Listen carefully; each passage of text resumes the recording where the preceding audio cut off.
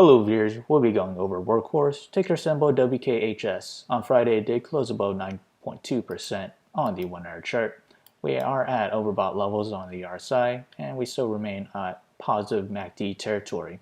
If we expand that to the 4-hour chart, we are at overbought levels on the RSI and still remain on positive MACD territory as well. And we found support right along the 18 moving average, this purple line, as indicated back in September 11th and September 14th, and same with September 17th.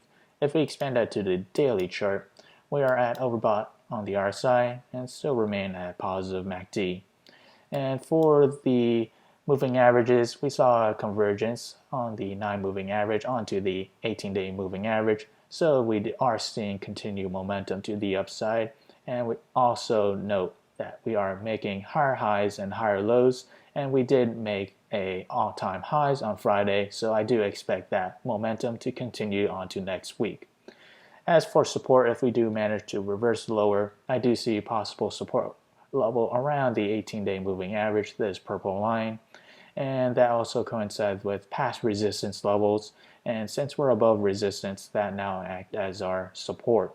And that resistance dates back to September 11th all the way to July 2nd and at around a price of $22.29. So if we do manage to hit support level, that price movement is roughly around, say, 27%. And as for resistance, since there's no reference to base it on, one indication to look for is as we continue to make higher highs, we want to see the volume to drift lower. So if you enjoyed this content, feel free to like, comment, subscribe, and thank you for watching.